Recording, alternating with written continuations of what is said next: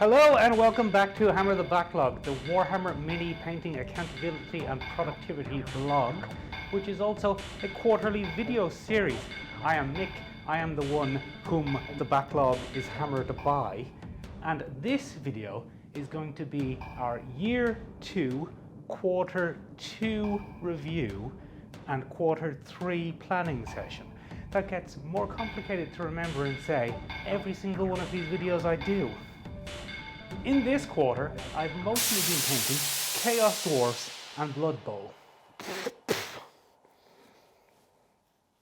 So, like every other quarter, let's take a look at the rocks, the targets for the quarter. Let's see if we hit them. Let's see if we hit them, and let's take a look at this quarter's models. In part 2 of the video, we'll do the planning for quarter 3. So we'll take the remaining models on the trays for the rest of the year, we'll pick our targets for the next quarter, and we'll get everything nice and organized before we move on. So this quarter, as with every other quarter, I had a couple of painting targets and a meta target. Let's take a look first at the painting targets. The first painting target was to get the classic human Blood Bowl team painted to display standard, photographed and online. I'm very happy to say, as you can see in front of me, that this target was an absolute success. The Blood Bowl players were the first models I painted this quarter. I loved every single minute of it. I went with the classic Reichland Reavers paint scheme of blues, silvers and whites. I'm really happy with how these guys turned out. They are my favorite type of Games Workshop model. They are early 90s, more or less monopose, simple, low detail, characterful models, and they were an absolute joy to paint. I used my normal modern painting techniques. I used mostly contrast paints with 1 or 2 layers of highlights, and I stuck to a real traditional old school basing scheme. I used a very fine sand, which I then painted with Warboss green and highlighted with Everland Sunset. A lot of people see these models and think they're the classic Goblin green bases. To be honest, the modern Games Workshop Warboss green and Goblin green are similar but not identical colors. If you put them side by side, you will see the difference.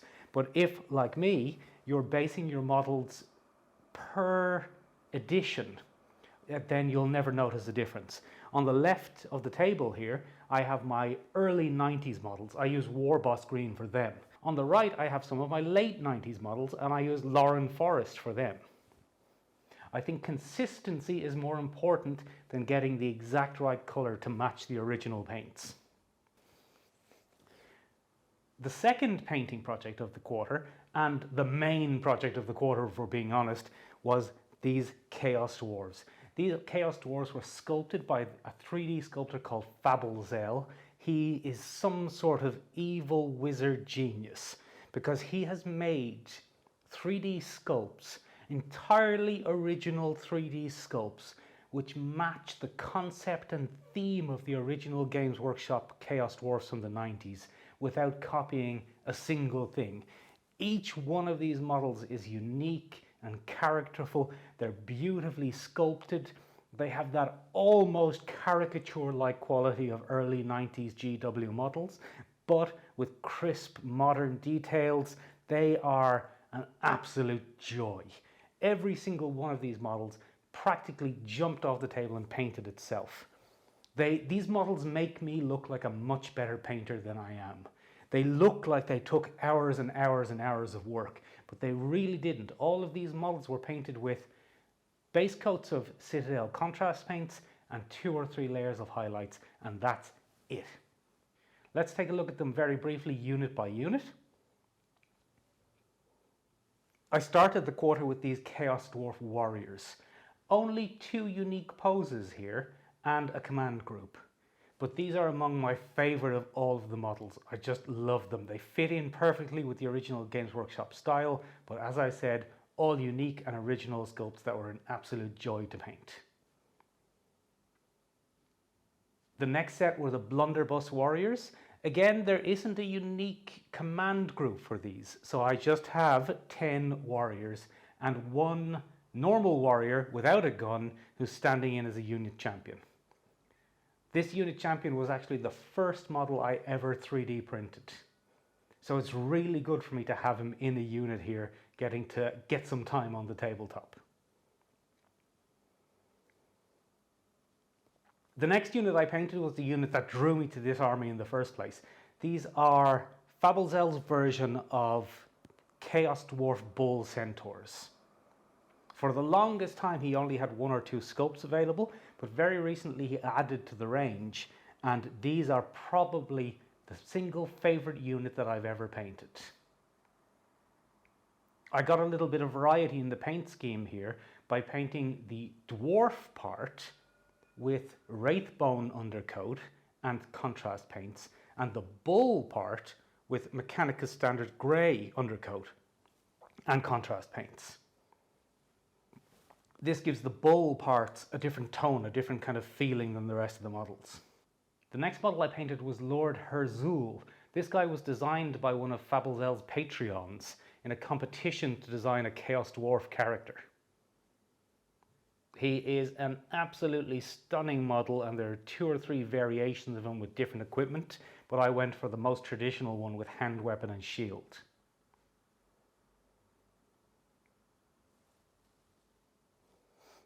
And finally, the centerpiece model for this little starter force is the Chaos Dwarf Sorcerer Lord on Lamassu. The Lamassu is one of my favorite creatures from old Games Workshop, inspired by Babylonian or Sumerian legends of lion bodies with the head of a bearded man. They're a weird, creepy creature that hasn't got a lot of coverage in the 30 plus years of Games Workshop lore, and this is a fantastic example of one. I used the same red on the wings as I used on the bodies of the bull centaurs, and I used the same red on the beard that I used on the scale mail of the dwarfs. Maybe the dwarfs chose that red for their scale mail colours in honour of this monstrosity. This was a fantastic little force to collect. They were inspired by Games Workshop's other starter sets. For example, the Island of Blood starter set, the last starter set that was released by Games Workshop. In that set, you got a prince on a monster, you got 10 infantry, you got 10 ranged infantry and 5 cavalry, and a hero on foot. And that's basically what I did here when I was choosing which models to 3D print.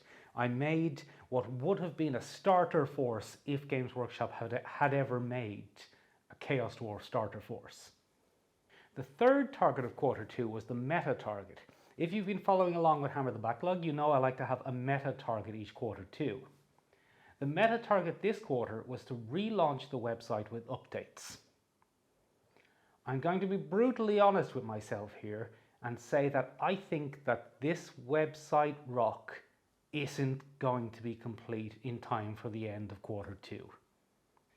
The website project never really gripped me, to be honest. I'm not a web designer. If you've been to www.hammerthebacklog.com, you'll see it's a very straightforward blog site. And I don't have, it turns out, the set of skills or the particular interest needed to really make that website pop. Now, the great thing about using the Hammer the Backlog system and the great thing about having quarterly targets is even though in the end I'm going to say I failed on this target, that doesn't mean that no progress was made. The website is now in a much better position than it was at the start of the quarter. I have a search function, I've reorganized all of the characters, but I didn't manage to relaunch the website with new graphics and new art in time for the end of the quarter. Now, what do I do? If I'm following this system, which I claim to be, that means that this rock is now dead. I'm not going to carry it forward into the next quarter and let this linger. We're going to start fresh for Q3. We're going to have totally new targets. And if this website issue becomes critical to the continued success of the Hammer the Backlog project, it'll work its way back onto a list at some point in the future. So that is Q2 a success. 2 out of 3 rocks achieved. The first time we've had a failure in a quarter. That's a bit of a bittersweet thing for me. But At the end of the day, the main purpose of this project is to get my models painted, and all of the painting targets were achieved this quarter. So overall, a qualified success. So quarter 2, done. Let's start planning for quarter 3. And take this beard off because it keeps going in my mouth and it's very unpleasant and artificial. Bloody beard in my bloody mouth. Ah, refreshing. So regular viewers of this channel, of which there are a surprisingly large number, thank you very much for that, by the way, that was very unexpected. Regular viewers will know that at the start of the year I set yearly targets. This year's yearly targets included getting my Dogs of War army painted. That's now done. It included getting my Fables Chaos Dwarf Warriors done. They are also done. And finally, it included getting my Blood Bowl set and my Warhammer 40k Dark Vengeance set finished. So, for quarter 3, it's time to start looking at what the targets for quarter 3 are going to be. Of the models that we set out to paint at the start of the year, these 2 trays are what's left. On this tray on the right, we have the Chaos side of Warhammer 40k Dark Vengeance. On the Chaos side, we have a mostly painted Hellbrute, we have 10 close combat Chaos Cultists, we have 10 ranged Chaos Cultists, we have 5 Chaos Chosen, we have a Chaos Chosen Champion, and we have a Chaos Lord. On the Imperial side of the Dark Vengeance box set, we have 5 Deathwing Terminators, 3 Raven Wing Bikers, we have 10 Space Marines, we have a Librarian, a Chaplain, and a Commander. Also, I have my Orc Blood Bowl team from my classic Blood Bowl set. So, which models am I going to paint? It's a tough choice this quarter. Both trays, ignoring the Orcs, come out at 44 Hammer the Backlog points. I use a point system, as you know, if you've been following the blog, to keep track of how much I'm painting every week. And I consider 1 week's painting to be 5 points. So for example, this almost finished Hellbrute, it will probably take me a week of my painting time to get him finished. So he's worth 5 points. These mostly finished Deathwing Terminators, I'll probably consider them as 10 points. 2 weeks to get them finished to a standard I'm happy with. The Orcs are 12 points. Each single model 1 point. So I'll probably paint 5 Orcs a week when I'm doing the Orcs. So since both projects are the exact same size, which one do I want to start with? As if it's not already given away by the fact that the Orcs are on this tray, for quarter 3 of year 2, we're going to go with the Chaos side of the Dark Vengeance box set for Warhammer 40k and the Orc half of the original Blood Bowl set. So I've had these models a long time. These drew me back into Warhammer 40k around 2007 maybe. They are fabulous models. They are, as opposed to what I've been doing for the last 2 quarters, they are quite modern. They're not like modern, brand new, super detailed, super crisp models like Blackstone Fortress. They're a little bit older, but they are in the same modern style. So let's look at the rocks. Rock number 1. Get my Orc Blood Bowl team painted, photographed, and online. This rock will be 12 Hammer the Backlog points for 12 models. These are beautiful early 90s monopose models that I am super excited about painting. Rock 2 is to get my Chaos side of the Dark Vengeance box set painted. That's 10 Hammer the Backlog points for the Close Combat Cultists, 10 Hammer the Backlog points for the Ranged Cultists, 10 Hammer the Backlog points, 2 each for the Chaos Space Marine Chosen, 5 Hammer the Backlog points each for the 2 Chaos Space Marine characters, and 5 Hammer the Backlog points to finish off the Hellbrute. That gives me a total of in the region of 55, 56 Hammer the Backlog points. That's about 11 weeks of work. Which each quarter being 13 weeks, that gives me 2 more weeks to work with. And I'm hoping to use those 2 weeks, that 10 Hammer the Backlog points worth of work, to start working on a little bit of a secret project that I'm not going to quite tell you about now, but hopefully I will tell you about in a couple of weeks, and it will be very exciting. As always, I like to have a meta project each quarter as well, even though we failed the meta project for the first time last quarter. This time for the meta project, for the meta target, I'm going to commit to getting another video done for the YouTube channel. If you've been following along with Hammer the Backlog, you know that getting these models painted is the main point of this project. The YouTube side of things is more or less a side project to me.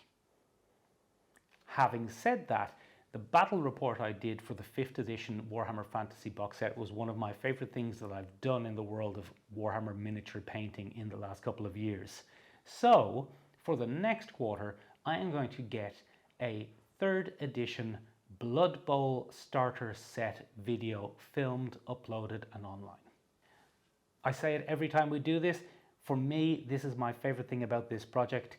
Every time I get to pick up one of these trays, it's like Christmas. Every model I own in my collection, at some point I thought that was the coolest thing in the world. And these models have been in a drawer, they've been much neglected, and after a decade and a half or more, they're finally going to get painted. I'm really excited to get started on these. I don't know the order at the moment I'm going to do them in. I might start with the Blood Bowl guys again, but it's just so exciting. There's just so much potential here. If you enjoy this project, if you enjoy this entire concept of using processes and procedures and accountability to get your models painted, then stick around. Please subscribe to the channel and give this video a like. If you're more of a words person than a video person, then the blog goes up every Thursday night come hell or high water on www.hammerthebacklog.com. If you don't want videos and you don't want words, if you just want pretty pictures, Hammer the Backlog is also on Instagram at hammer_the_backlog. But sure, look, thank you very much for watching this far. You must be one of the best eggs. Much better than those Chaos Dwarfs anyway.